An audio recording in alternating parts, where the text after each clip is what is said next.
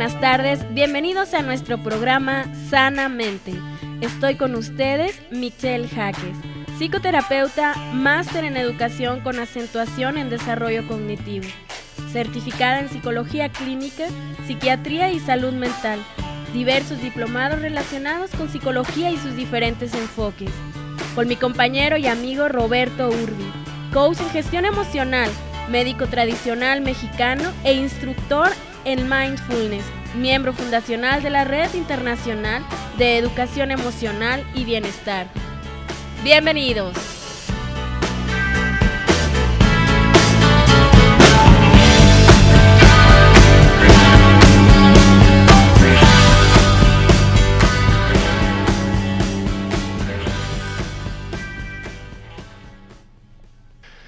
Bien, vamos a continuar con el tema de bipolaridad.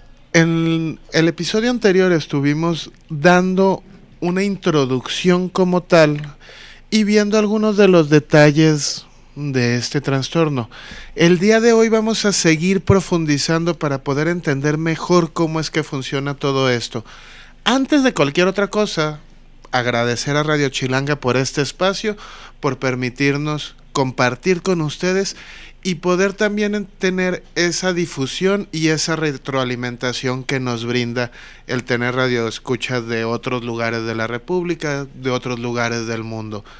Entonces, sin más, Mitch, ¿qué te parece si empezamos? Claro, mira, nos quedamos en el episodio anterior con todas las características del trastorno bipolar tipo 1 y los criterios que marca el DSM-5. Una vez que ya se hace el diagnóstico como tal, también hay que hacer unas especificaciones. Estas especificaciones son si es con ansiedad, si es con características mixtas, y esto significa que puede ser un paciente, así como la labilidad emocional que hablabas en el episodio anterior. Estoy presentando este estado maníaco o este estado depresivo aunado a características del otro episodio, es decir, puede ser que me sienta muy triste, pero a la vez estoy teniendo también esta irritabilidad de lo que es el episodio maníaco o esta impulsividad. De hecho, cuando hay características mixtas es cuando hay que tener mucho más cuidado en el caso de los suicidios. ¿Por qué? Porque si traigo este estado de ánimo disfórico aunado a la impulsividad, es cuando más tengo por así decirlo, como el valor para hacer un suicidio consumado. Que era lo que hablábamos el episodio anterior, que es lo que convierte a este trastorno en la principal, digamos, en el principal causa de suicidio. Sí. A nivel mental, digo, no a nivel circunstancial, ¿no? Sí, a nivel mental, sí, como lo habíamos mencionado, un cuarto de los suicidios corresponden a pacientes bipolares. Otra especificación puede ser con ciclos rápidos, que se están presentando muy seguido los episodios, tanto hipomaníacos, maníacos o depresivos, con características melancólicas, características psicóticas, que es lo que habíamos hablado, y estas características psicóticas pueden ser que sean congruentes con el estado de ánimo o no. Por ejemplo, hablábamos de los delirios, de estas creencias fijas, pero que no están basadas en la realidad. Por ejemplo, esta parte de me están siguiendo, me están persiguiendo, y puede ser en los episodios maníacos. Entonces hago hasta lo imposible porque no me persigan, o con este miedo soy capaz de aventarme para que no me atrapen, pero estamos hablando de un delirio, de una característica psicótica. Con características de catatonia, puede ser también patrón estacional, que es lo que hemos mencionado también a través de los episodios, cómo influye respecto a al sol. Sí, que a fin de cuentas recordemos que aunque no es culturalmente muy difundido, el sol tiene una afectación directa emocionalmente en nosotros. La absorción de la vitamina que nos brinda el sol, aunado a los ciclos estacionales, que hacen que vaya variando esa captación a nivel orgánico, tiene una injerencia directa en nuestro estado de ánimo en el 100% de las personas.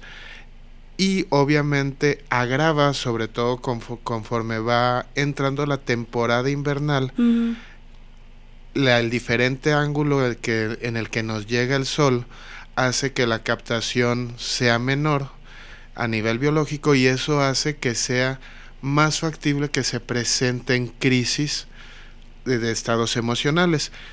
Por eso es que, más allá de la mercadotecnia y todo ese tipo de cuestiones, la época de invierno es una época que se nos da de forma natural para estar más reflexivos, más introyectivos, para ver un poquito más gris las cosas. No es por el frío como tal, es por la manera en que estamos recibiendo el sol y cómo lo está procesando nuestro organismo, esa diferencia a nivel biológico de vitaminas que podemos absorber de él. Sí, no por nada, de hecho, diciembre es el mes con más suicidios.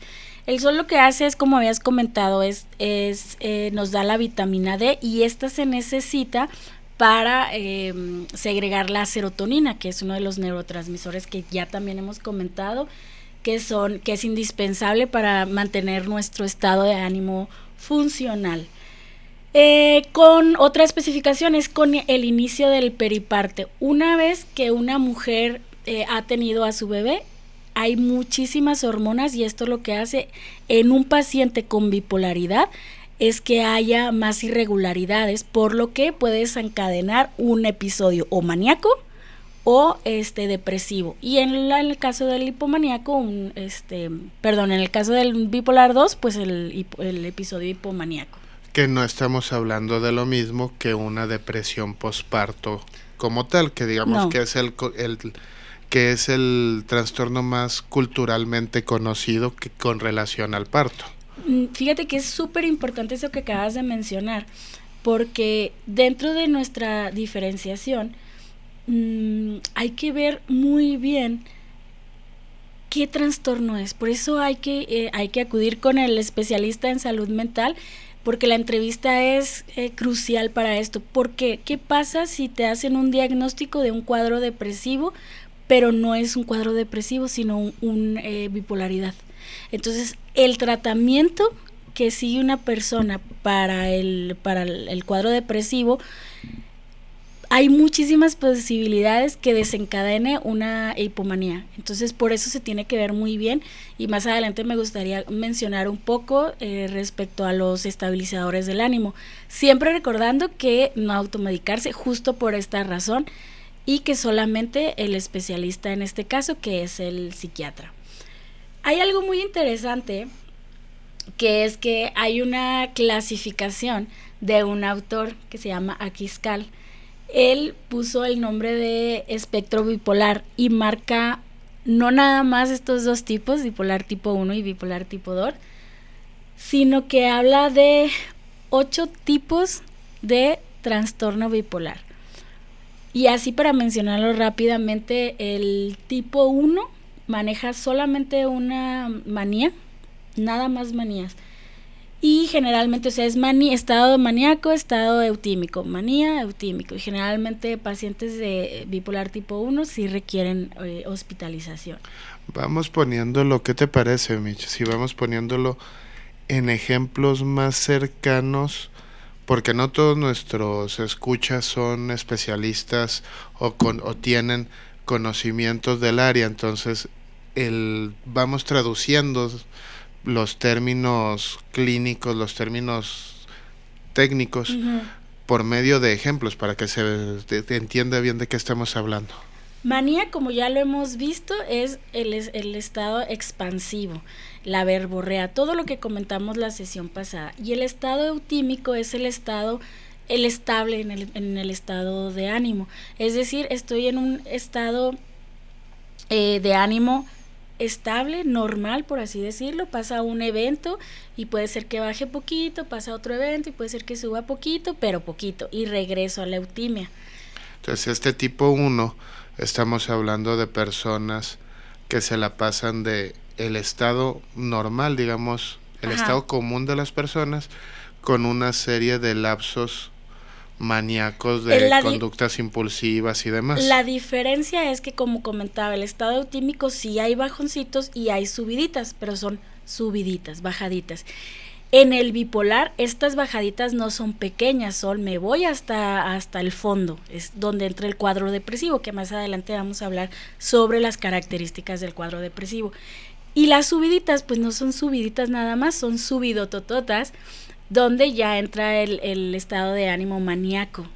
Pero este tipo 1 de este autor que estás mencionando, de Aquiscal, son personas que digamos que en lo general no hay mucha diferencia en su variación de estado de ánimos con la población, por lo que te estoy entendiendo.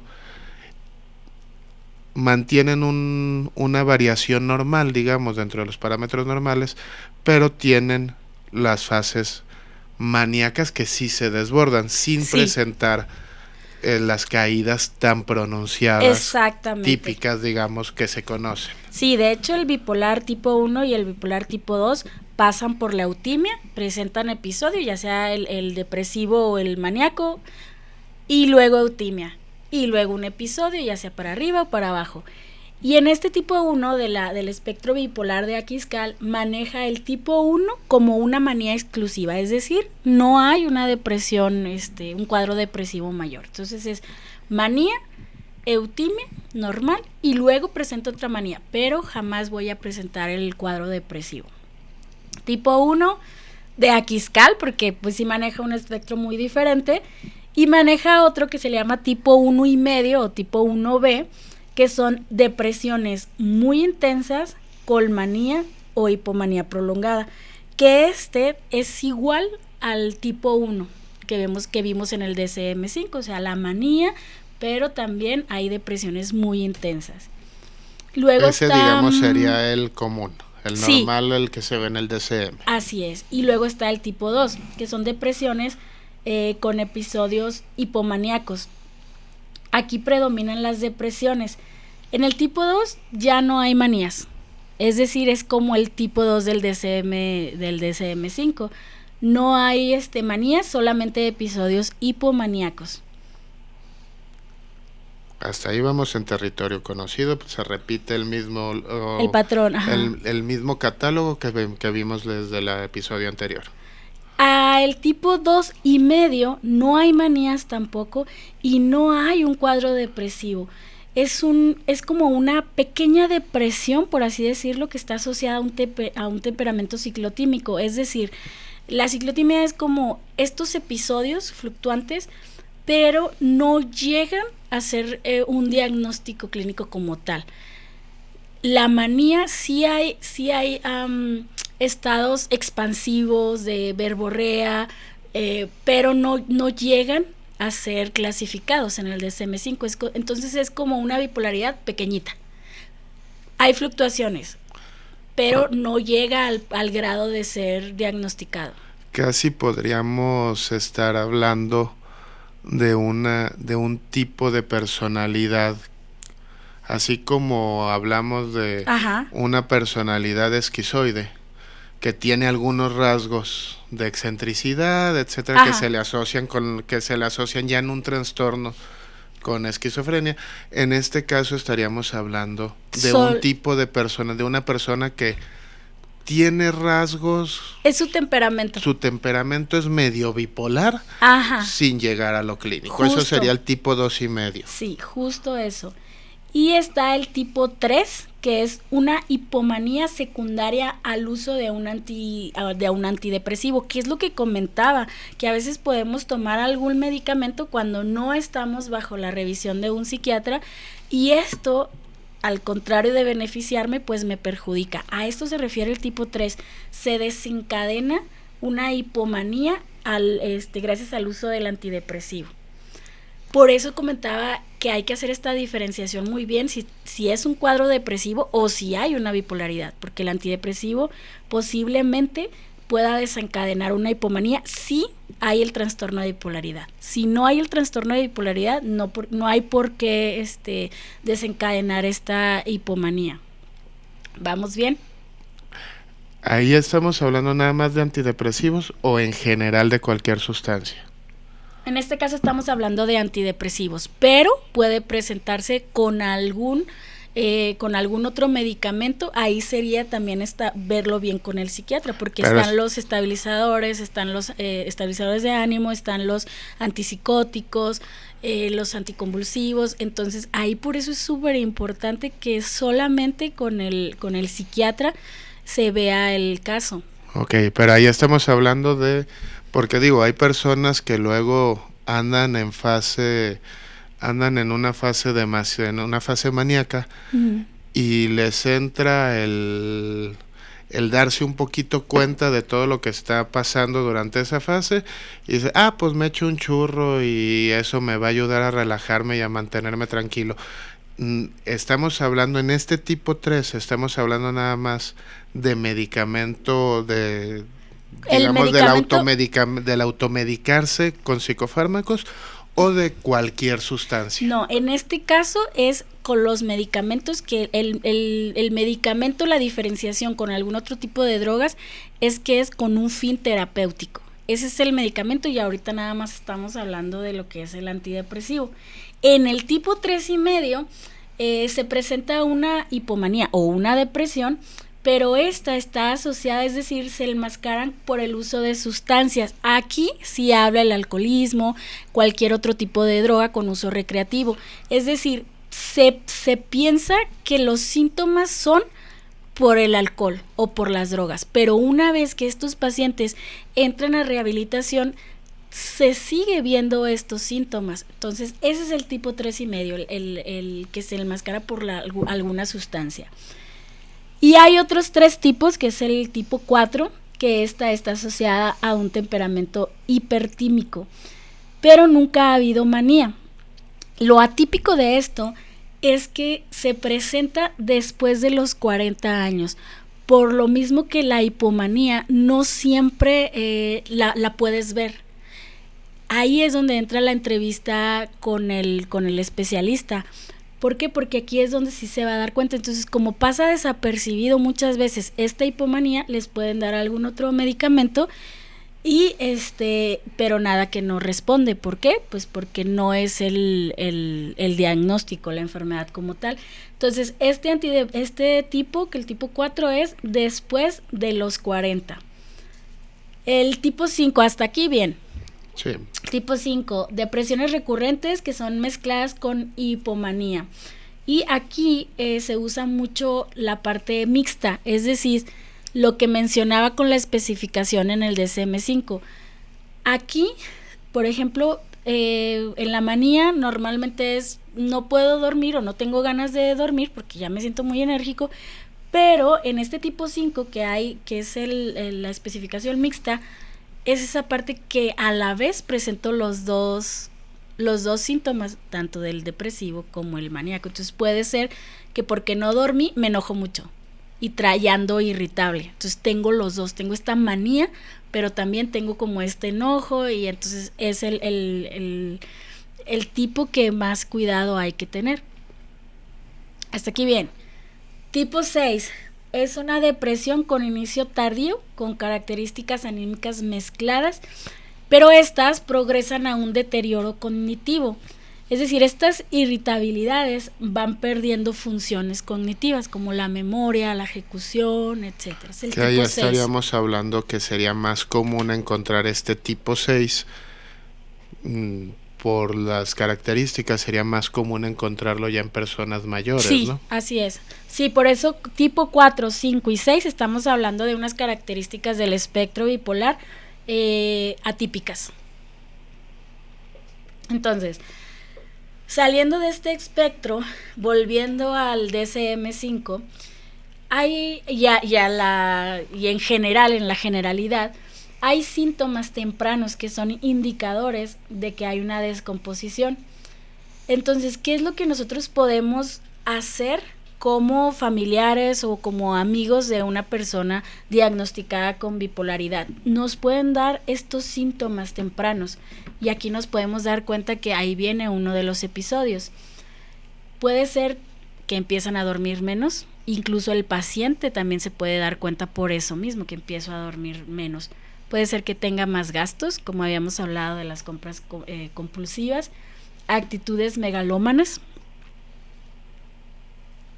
verlo más enérgico o bien más desganado, muy irritable, o puedo ver que hay más consumo del alcohol, o puedo ver estas partes que te comentaba la sesión pasada de irresponsabilidades, falta de cumplimiento en el trabajo. Entonces todos estos síntomas pueden ser indicadores que viene un episodio y ahí así lo puedo detectar. Ahí estamos hablando de modificaciones en el comportamiento habitual de la persona. Así es, cuando está en leucemia y ya quiere subir o bajar. Si la persona es una persona que esté como esté en la fase que esté, es alguien que tiende a comprar constantemente cualquier tarugada que se le pone enfrente, pues entonces es parte de su personalidad, no es un indicador de que está entrando en fase. Exacto. Si la persona normalmente no hace ese tipo de gastos y sabemos que tiene el trastorno y empieza a presentar ese comportamiento, entonces eso es lo que nos puede dar. Exactamente, por eso hay que conocer muy bien a la persona, cuál es su temperamento, cómo es en su estado eutímico, para ver entonces luego si empieza con los síntomas tempranos, ya sea que vaya para el depresivo o que vaya para el hipomaníaco. Entonces, ahorita también quiero hablar sobre qué podemos hacer nosotros como los amigos o los familiares de estas personas para que, o sea, el trastorno de bipolaridad no tiene cura. Sin embargo, pues ya como vimos, hay medicamentos y hay la psicoterapia, que esto va a hacer que los episodios sean más graves, es decir, nos la vamos a llevar tranquilo, van a ser más controlados y van a durar menos. Eso sí podemos hacer, que no sean tan agudos y que sean en menor tiempo. Vamos, básicamente no se trata de quitar el trastorno, se trata de que sea lo menos dañino, lo menos que afecte lo menos posible al paciente, y que al mismo tiempo haya una duración menor en cada uno de los episodios. Así es. Factores de riesgo o causas. El historial familiar de este trastorno. Genético. Es genético, nadie tiene la culpa, es totalmente genético. Existe un riesgo promedio de 10 veces superior entre los familiares adultos de los pacientes con trastorno bipolar, ya sea tipo 1 o 2, y la magnitud del rasgo aumenta con el grado de parentesco. También recordemos que la bipolaridad, ¿por qué se presenta? En el cerebro existen neurotransmisores, como ya lo habíamos visto, estas son sustancias que se encuentran en las células. Estas están encargadas de que en el cerebro se envíen mensajes con informaciones químicas que producen en nosotros distintas emociones, pensamientos y conductas. En la bipolaridad, esto se debe a que existen diferentes cantidades en relación a las esperadas. Por ello, las personas que presentan este trastorno suelen tener emociones, pensamientos, conductas que muchas veces no comprendemos. Por ejemplo, lo que se ha visto es que los 4 neurotransmisores más importantes que se han encontrado en relación con la bipolaridad, a lo mejor no es tan relevante, pero los voy a mencionar, es la dopamina. Esta se encuentra como en un exceso y esta se ha visto que se produce en los periodos maníacos. Hay otro neurotransmisor que se llama la noradrenalina. Esta se encuentra relacionada mucho, pero con la depresión. La serotonina, que es la que comentábamos ahorita, que se segrega mucho con la vitamina D que obtenemos del sol. De hecho, me gustaría hacer un paréntesis aquí. Generalmente los psiquiatras y los psicoterapeutas tenemos mucho más control con nuestros pacientes, sobre todo con los pacientes de riesgo, en estas épocas, por lo mismo. Y generalmente los psiquiatras en estos meses no hacen cambios en el medicamento, o sea, que vayan reduciendo medicamentos o que vayan haciendo cambios por lo mismo. Entonces la serotonina participa tanto en la depresión como en la manía. La aceticolina, su aumento se asocia a la fase depresiva y su descenso a la fase maníaca.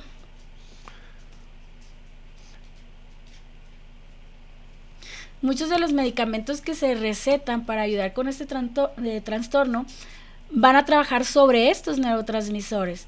Y para encontrar el fármaco adecuado para cada persona es necesario ir probando uno a uno, ya que como vimos, existen muchos neurotransmisores relacionados con la bipolaridad. Esta parte es bien importante y creo que muchas veces no se entiende.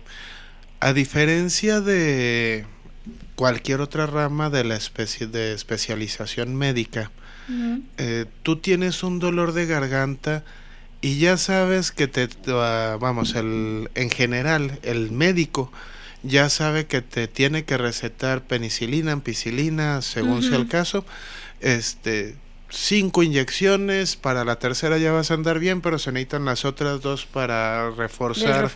De refuerzo, y de tal dosis y tan.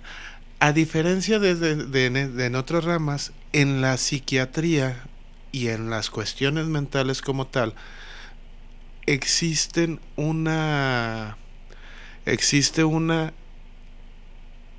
un esperado de con cuánto debe de reaccionar la persona. Pero no quiere decir que la misma dosis le sirva a todas las personas, aunque tengan la misma edad, el mismo peso y la misma altura. Claro, que normalmente son los parámetros que toma el médico para dosificar cualquier medicamento. En el caso de la psiquiatría, no. Te puedes topar 2 personas con el mismo peso, misma edad, mismo medicamento, mismo estatura y mismo trastorno, y van a necesitar una variación del medicamento. ¿Eso qué quiere decir? Que a fin de cuentas se tiene que entender tanto de parte de los pacientes como de parte de los familiares y amigos de los pacientes, que no porque que ya por fin logramos que fuera al psiquiatra y que le dieran medicamento, a la primer toma no va a haber, probablemente no va a haber ninguna diferencia. Sí, no, aparte los psicofármacos, la mayoría actúa aproximadamente entre 2 o 4 semanas, incluso hasta 6 semanas, entonces sí, definitivamente ahí hay que esperar, y como dices, o sea, todos los medicamentos actúan de manera distinta a cada persona. Entonces, bien, aquí es súper importante no automedicarse. Esto es muy completo.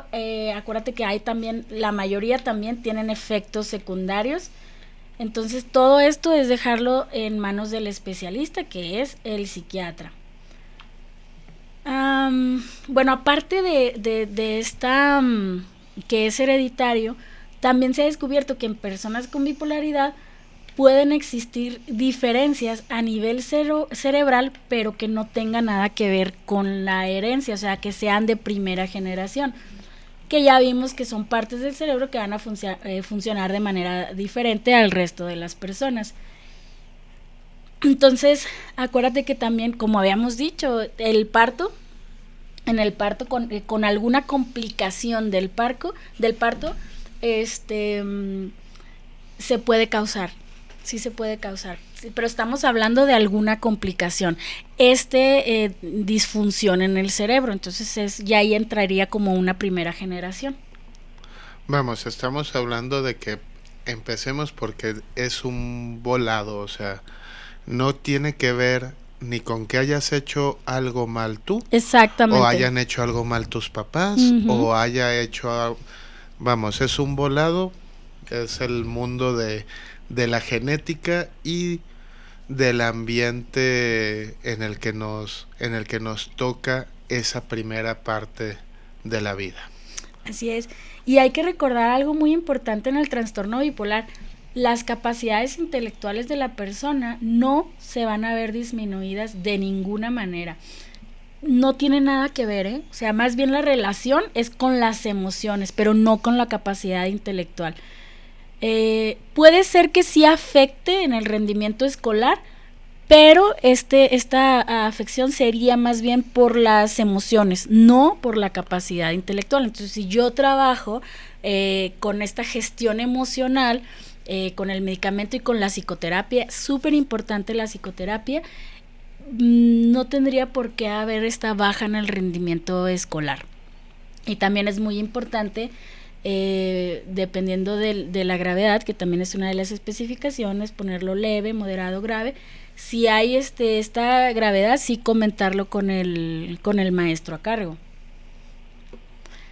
Hay algunas enfermedades también que afectan a la bipolaridad. En la depresión, enfermedades que pueden afectar puede ser la hipoglucemia, el hipertiroidismo, la enfermedad de Addison, la desnutrición, la epilepsia, convulsiones, la enfermedad de Huntington, esclerosis múltiple, en la deficiencia de la vitamina 12, y en la manía puede ser también la enfermedad de Cushing, el hipertiroidismo, el SIDA, la esclerosis múltiple. Entonces también hay enfermedades que pueden afectar este diagnóstico de la bipolaridad. Dentro de la bipolaridad hay que hacer esta diferenciación que ya comentamos, que hay que hacer la diferenciación del episodio depresivo mayor.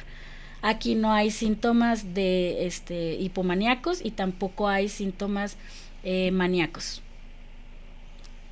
Otra diferenciación es con la ansiedad generalizada, el trastorno de pánico, el trastorno por estrés postraumático.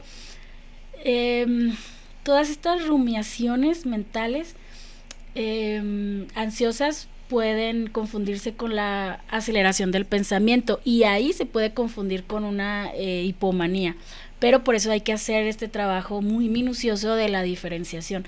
¿Por qué? Porque el tratamiento va a ser diferente. Inclusive puede llegar a ser contraproducente un mal diagnóstico. Así es. Puede llegar a ser contraproducente. También está el trastorno bipolar inducido por sustancias, es decir, inducido por sustancias los síntomas. Ahorita hablábamos de hay un trastorno, pero se confunde porque pensamos que es por las sustancias, pero también al revés, puede ser que mantenga estos síntomas, pero por las sustancias. Con el TDAH también, trastornos de personalidad, generalmente por el trastorno límite de la personalidad que hablábamos el episodio anterior, y el trastorno con irritabilidad prominente. Puede presentarse también, lo que sí, es una bipolaridad con trastornos concomitantes, es decir, que se presenta la bipolaridad, pero también otros, y generalmente aquí la comorbilidad se puede presentar con trastornos de ansiedad, que más o menos el 3/4 partes afectan a estos pacientes, el trastorno de ansiedad que habíamos visto, pero hay que hacer la diferenciación. Más de la mitad de los pacientes con trastorno bipolar tipo 1 presenta el TDAH.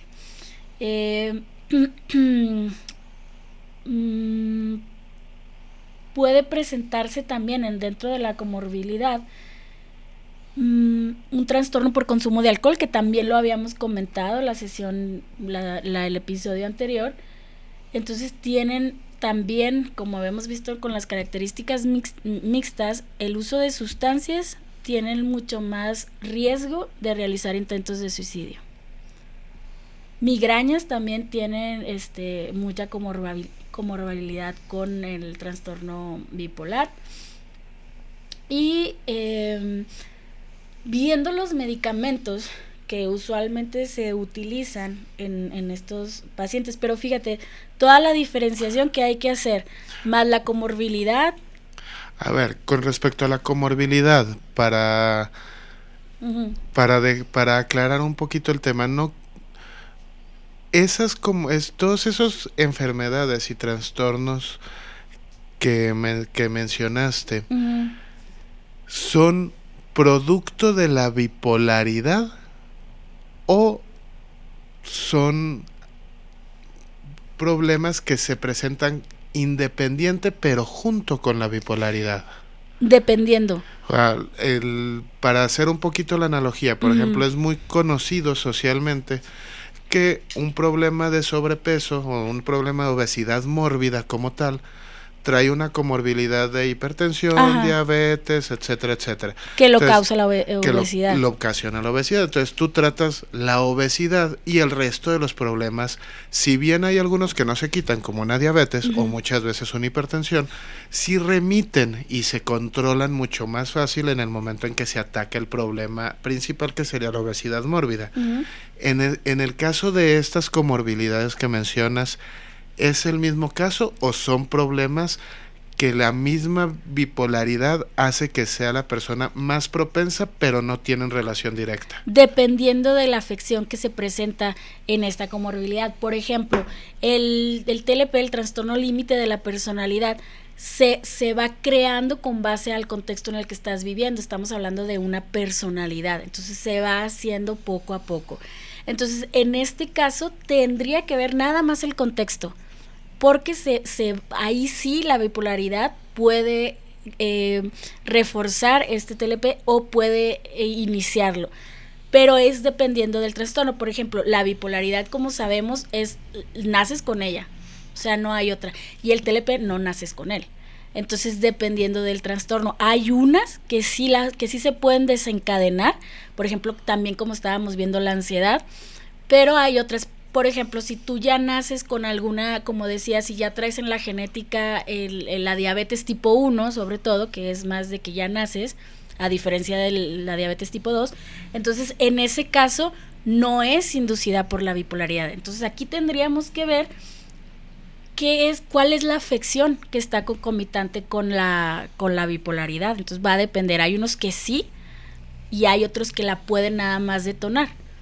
O hay otros que nada más sí pueden iniciarla. Entonces, bien, todo bien, hasta aquí. Va a depender entonces de la afección, dependiendo cuál. Por ejemplo, las genéticas, pues esas no.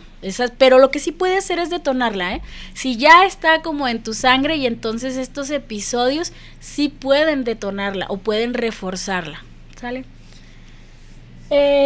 Cada persona posee características muy específicas, entonces los fármacos pues van a ser muy específicos, como tú comentabas, o sea, no tiene nada que ver que si pesan lo mismo, que si es hombre o mujer y la estatura, no, aquí va a ser muy diferente, tanto por los síntomas y la persona en sí, que por eso la importancia de hacer el diagnóstico adecuado.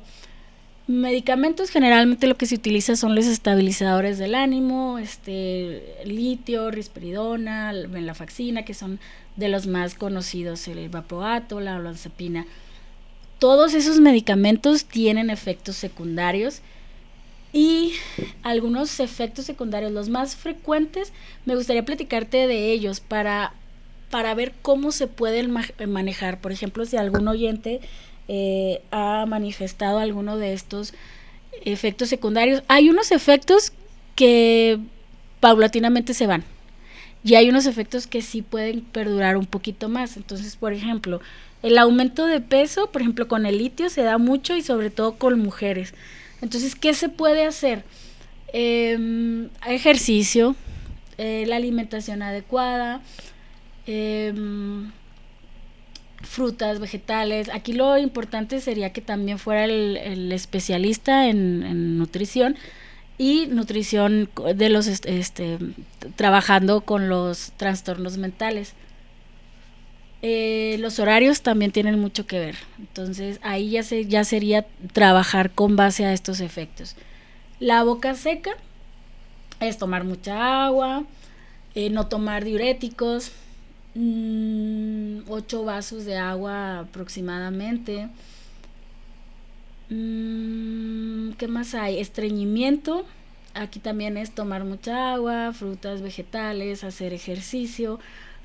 Ahí también puede presentarse problemas sexuales, y aquí es muy importante identificar si esta disminución en el deseo sexual es debido a los medicamentos o bien es debido al episodio depresivo que es de la bipolaridad. Entonces hay que hacer esa diferenciación, y entonces si se debe a los medicamentos, sí se puede convertir en un malestar importante. Entonces aquí sería consultar al médico para ver si puede hacer algún cambio de fármaco. por esta afección importante. ¿Náuseas? ¿Qué se puede hacer? Fíjate que las náuseas tienen mucho que ver con tomarte el medicamento correctamente. Por ejemplo, hay medicamentos que se deben de tomar después de comer y hay medicamentos que se deben de tomar antes de comer. Entonces, que eso va en relación a la forma en que en el nivel de agresividad que tienen con los ácidos gástricos. Uh-huh. Pues, si el medicamento viene indicado en un horario específico, siempre, esto es en general con cualquier medicamento, no nada más para estos. Uh-huh. Cuando un medicamento viene indicado para que se debe tomar junto con alimentos, no quiere decir que te lo tengas que tomar a medio desayuno, por ejemplo. Uh-huh. Pero quiere decir que tienes que traer ya algo en el estómago, porque el medicamento va a reaccionar con los jugos gástricos y te puede provocar desde una acidez estomacal, gastritis, náuseas, vamos, toda esta sintomatología, nada más que es muy molesta, que puede llegar a ser realmente muy molesta, y es nada más por no seguir una indicación tan sencilla como tomarte el medicamento uh-huh. antes o después de comer. Así es. También tiene que ver con el ciclo con el ciclo metabólico, con el inicio de la digestión. Hay medicamentos que tiene que haber iniciado ya la digestión para que sea más fácil para el organismo el poder captar su sustancia activa. Hay otros que si los echas de entrada, si te los tomas de entrada, caen en los ácidos gástricos, empieza a hacer reacción química con los ácidos gástricos y esa misma reacción beneficia para el funcionamiento del medicamento. Entonces, en general con cualquier medicamento que tomas, más allá de cómo se llama, de lo que estamos tratando de bipolaridad específicamente, siempre hay que procurar, no siempre se puede, pero hay que tratar de seguir las indicaciones como vienen uh-huh. marcadas por la farmacéutica o bien por el especialista. Así es. Pueden presentarse también, bueno, dentro de las náuseas, pues ahí es tomártelo correctamente. Si ya me lo tomé correctamente, puedo hacer como el té de jengibre, las galletas, las galletas saladas. Si persiste, entonces es ir al médico y ya me lo tomé súper bien, ya tomé esto y sigue las náuseas, pues entonces igual voy al médico a ver si hay algún cambio o qué se puede hacer. Se pueden presentar también temblores, estos se pueden atacar mucho con la toma de agua, pero igual si se vuelven ya muy incómodos, pues entonces es consultar al médico para que recomiende algún otro fármaco. Si llegara a haber problemas de hígado, de riñones, es muy importante aquí ponerles atención y entonces sí hacerte chequeos regulares respecto al estado de los riñones y del hígado. Entonces estos chequeos pueden prevenir otro tipo de enfermedades. Igual, súper importante la consulta con los médicos.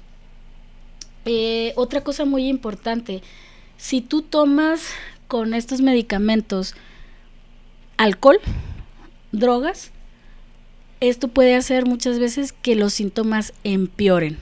En vez de beneficiarte, pues que empeoren o bien que no hagan ningún efecto, por lo tanto, pues van a seguir presentándose. O se siguen presentando los síntomas o estos pueden escalar. Y es creo que de las partes más difíciles para el paciente de entender, ¿no?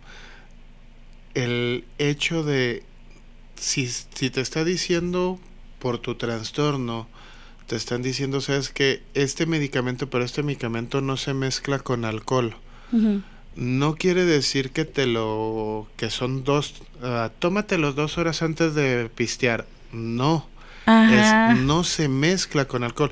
Y muchas veces el paciente, y esto va para los familiares y amigos, el paciente todavía no lo cree, porque a fin de cuentas, creo que hasta las aspirinas dice que no se deben de manejar maquinaria pesada. Ajá, sí. Y pues estamos acostumbrados a que a la mayoría no nos pegan.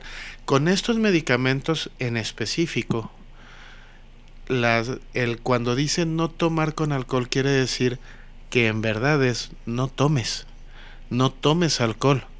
Si vas a estar tomando el medicamento, es bien importante respetar esto, porque después les pone unas arrastradas el cruce entre el alcohol y el medicamento, que puede ser realmente, y vamos, que los hace entender. La arrastrada los hace entender que mejor el alcohol no debe de mezclarse con el medicamento. Y en este caso, no, para nada.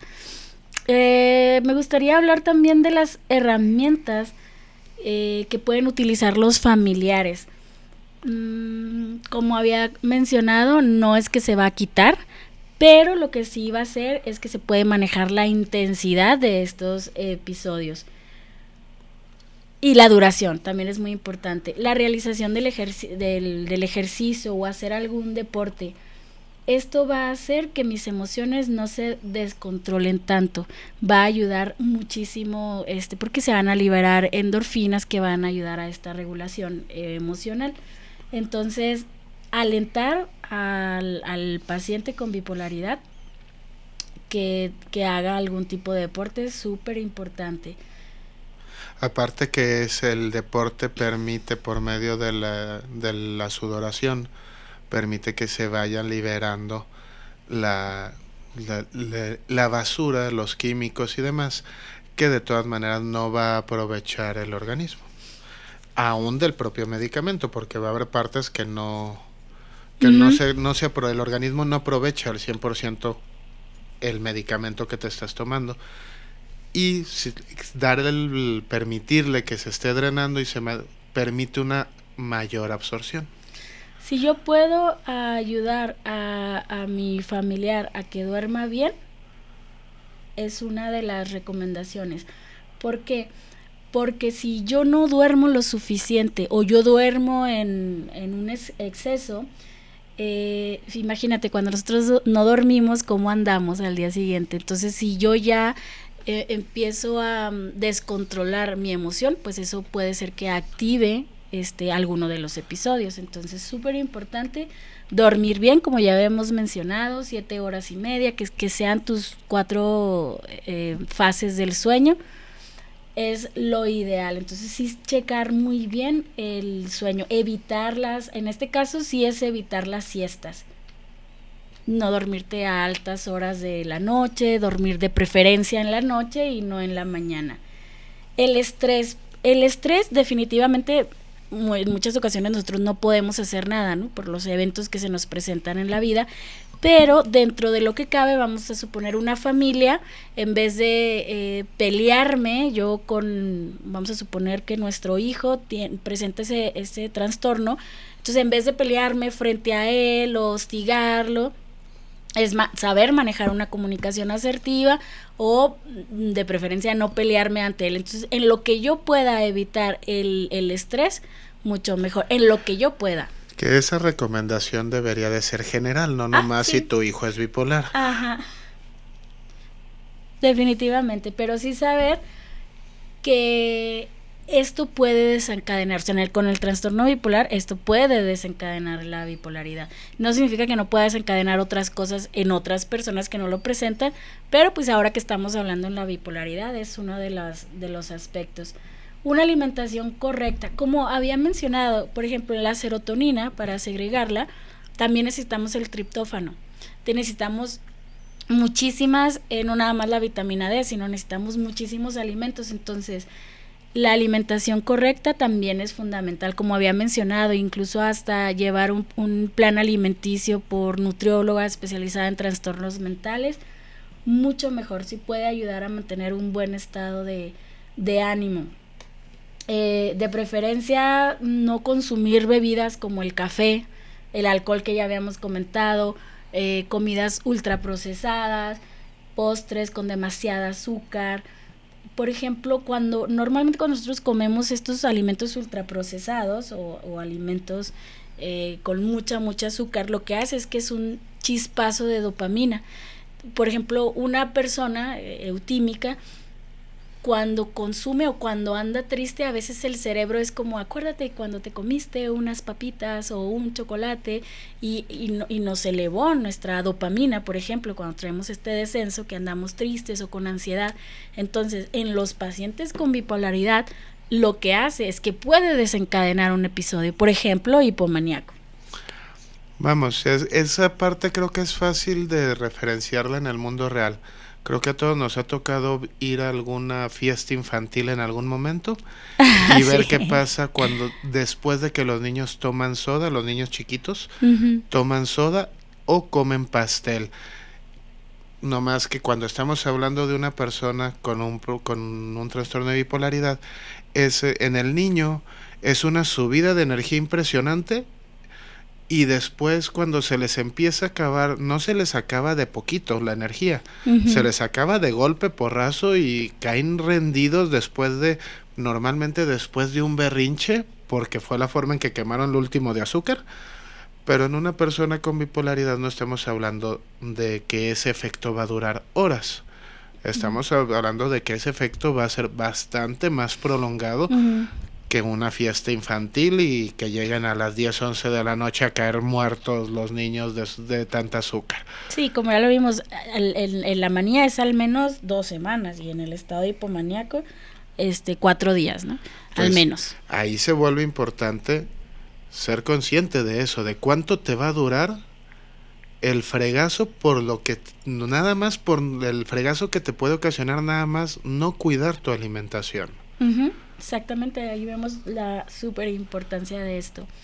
Otra de las herramientas es nosotros detectar, como ya lo habíamos mencionado, yo ya conozco a la persona y yo ya la estoy viendo que ahora anda más expansiva, más enérgica, ahora está hablando de proyectos grandiosos y proyectos que en la vida, o puede ser que detecte que trae como pensamientos inusuales, de sentimientos como de muerte o ya no quiero vivir o pronto ya no se van a tener que preocupar por mí. Entonces es súper importante el detectar, como eso ya lo habíamos mencionado. Podemos recordarle también al paciente que eso que siente se debe a un episodio específico, ya sea el episodio maníaco o el depresivo, y que posteriormente se va a sentir mejor. Es como en el ataque de pánico, que eso te va a durar 5 minutos y va a pasar. Entonces esto muchas veces ayuda a la persona a saberlo. Los medicamentos, súper importante, como ya lo hemos mencionado, entonces podemos ayudar a que si se lo esté tomando, a que si lo tenga, a que si vamos a surtirlo, etcétera. Esta parte creo que es bien importante, porque al menos en mi experiencia, creo que este trastorno es donde más me ha tocado ver que batallen para generar una disciplina los pacientes, porque mal empiezan a entrar en cualquiera de las dos fases y se les vuelve relativamente fácil el decir, o ya no lo necesito y ya no me lo tomo, o bien no me está funcionando, me sigo sintiendo la fregada, entonces ni para qué me lo tomo. Y tardan, hay un lapso de tiempo bastante amplio. Y eso se da más en el maníaco, En el maníaco pues yo me siento súper bien, o sea, no lo necesito y anda mi cerebro en otras cosas. Entonces, claro que lo de no tomarme el medicamento se da mucho más en los estados maníacos o hipomaníacos. Sí. Entonces hay que estar más al tanto del medicamento. Si yo ya sé que mi familiar está en el estado maníaco, aquí es donde hay que revisar bien lo de la toma de medicamento. Y en el caso del paciente, el ir agarrando a lo mejor hasta ponerlo arriba del medicamento en un pizarroncito, algo así. Ajá. Que hoy me sienta como que no necesito el medicamento, es señal de que lo necesito. Exacto, sí, o sea, aquí podemos utilizar la creatividad, todo lo que da, para ver qué puedo hacer para apoyarlo en el sentido de los medicamentos. Otra parte muy importante es la terapia, la psicoterapia. Muchos estudios donde ya se ha visto que hay una mejoría muy importante con la psicoterapia basada en el enfoque cognitivo-conductual. Al menos esta. Hay algunos otros enfoques que también ha ayudado. A lo mejor más adelante hablar de ellos y de qué se trata para que los escuchas sepan también. Es muy importante también a la hora que escoges tú al psicoterapeuta. Entonces, bueno, ya se nos fue el tiempo. Entonces, ¿qué te parece si lo dejamos aquí y ponemos ya nuestra canción acorde al tema y nos vemos la próxima semana con el último episodio para ya terminar, hablar sobre también los criterios del episodio depresivo que presentan los pacientes con trastorno bipolar y cerramos. Perfecto.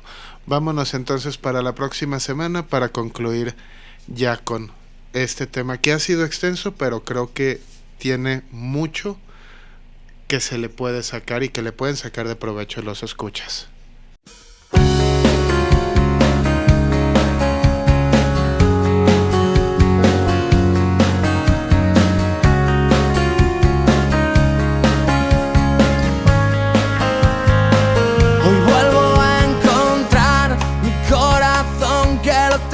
Escondido dentro de un cajón, cerca del afecto y del manual de cómo hacerme un hombre. Y lo pasé tan mal mirando alrededor, estando tan perdido, fuera de control, cerca del peligro, sin equilibrio y perdiendo el norte. Y yo me tampoco me encerré, dando vueltas y vueltas a algo que yo creé. Y por pensar tengo 1,000,000 de cicatrices. Soy un escudo, soy hipersensible, una barrera al corazón.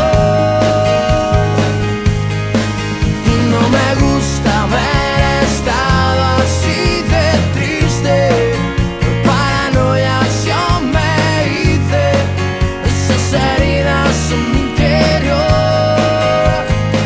Qué gran liberación me siento hoy al recorrer poquito a poco el corazón, que está más fuerte, sabe que quiere y ya no se esconde.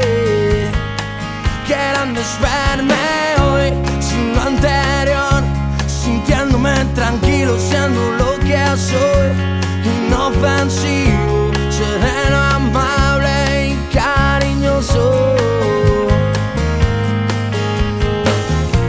Y yo me pregunto por qué me quise tampoco me encerré, dando vueltas y vueltas a algo que yo creé.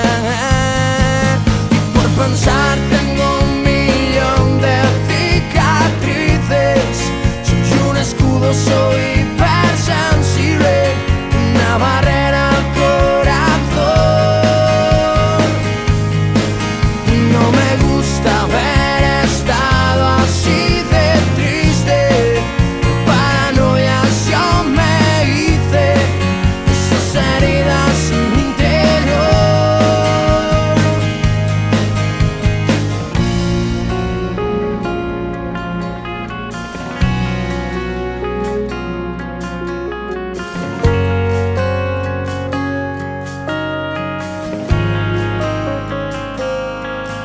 Y por pensar tengo 1,000,000 de cicatrices.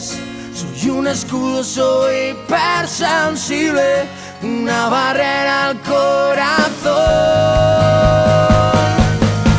Y no me gusta haber estado así de triste.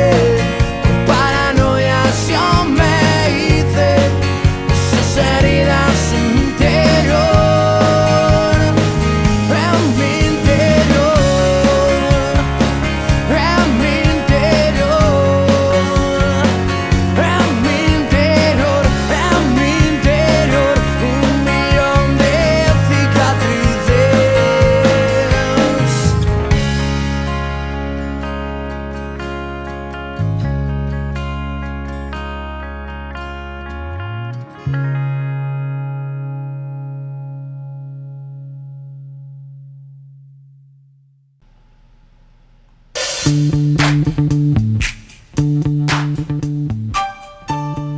Y eso es todo por nuestra parte. Muchas gracias por haber estado con nosotros. Esperamos que se den el permiso de trabajar más en este tipo de ejercicios, de dinámicas para seguir entendiendo y desenredando nuestra mente.